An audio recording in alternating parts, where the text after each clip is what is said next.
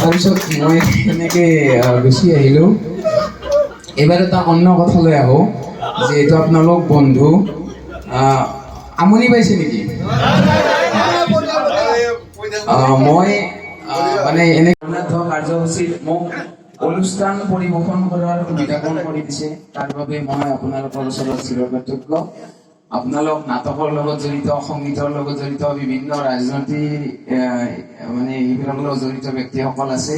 ইয়াত মোৰ কিবা ভুল ভ্ৰান্তি হ'লে আপোনালোকে নিজৰ ছাৰে মোক এজ এ এমপ্লয় বুলি নহয়, নিজৰ ল'ৰাৰ দৰে ভাবে ক্ষমা কৰি দিব কিবা ভুল হ'লে।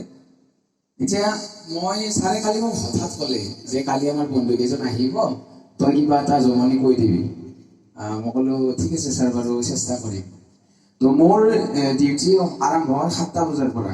ৰাতিপুৱা 7টা বজাতে হস্পিটেল উপস্থিত হ'ব লাগে। হ'ব মই অন্যদিনাৰ দৰে আজিও ৰাতিপুৱা 7 বজাত গ'লো হস্পিটেলত। যাই দেখো ৰিচিপশ্যনত এটা লম্বা লাইন হৈ আছে। তাৰমানে আমাৰ গুৱাহাটীৰ পৰা হাৰ্টৰ স্পেচিয়েলিষ্ট এজন আহে, তেখেতৰ নাম লিখিবৰ কাৰণে বিৰাট দীঘল লাইন। তো আমাৰ সহকৰ্মীজন ব্যস্ত হৈ থকাৰ কাৰণে ফোন এটা আহি আছিল। ফোনটো মই ৰিচিভ কৰিলোঁ। ৰিচিভ কৰি মই ক'লোঁ, নমস্কাৰ স্বাগত হস্পিটেল, মই আপোনাক কিদৰে সহায় কৰিব পাৰোঁ? তো সেইফালৰ পৰা তেখেতে ক'লে, দাদা মোৰ গাই গৰুটোৰ পাতলা পায়খানা আছিল, আপোনালোক হস্পিটেলৰে মানে কিবা কি কথা ক'লে ভাল হ'ব?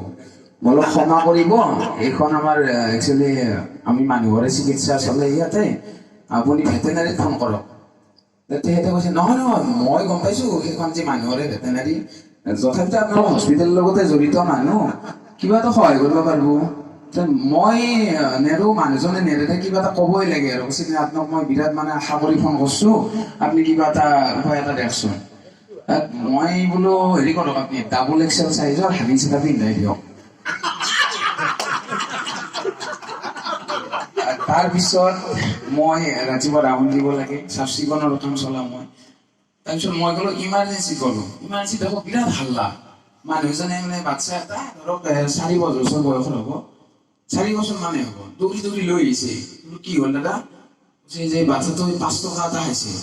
তাৰপিছত আমাৰ ইমাৰ্জেঞ্চি যিজন ছাৰ থাকে, আমি ড্ৰেছিং ৰুমত তেওঁক খুৱাই দি টচ টচ মাৰি মুখ চুখ মেলি চাল আৰু চাই মানে পইচাটো একো মানে উমগাম পোৱা নাই।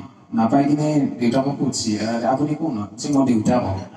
যে কিমান মান সময় হ'ল মই পইচাটো খোৱা? তাৰপিছত তেখেতে আঙুলিৰ মূৰত আমাৰ হিচাপ কৰিছে, হিচাপ কৰি আছে, পুৰা হিচাপ আৰু। তাৰপিছত ছাৰে কৈছে নাই, ইমান একুৰেট টাইমটো নালাগে, আপুনি এটা অনুমান কৰিব। তেওঁ কৈছে যে 2 মাহ হৈ গ'ল। আমি আচৰিত। ছাৰে কৈছে কি কথা কয়, 2 মাহ আগতে 5 টকাটো খাইছি, আপুনি আজি লৈ আহিছিল? কৈছে নহয়, মোৰ মানে পইচাৰ ইমান প্ৰয়োজন হোৱা নাছিল। আজি ৰাতিপুৱা উঠি চাওঁ চাদা কিনিলে মোৰ পইচা নাই, মোৰ 5 টকাটো ওলাই কিনে চাদা পেকেটে কিনিলোঁ, সেইকাৰণে মই লৈ আহিলোঁ।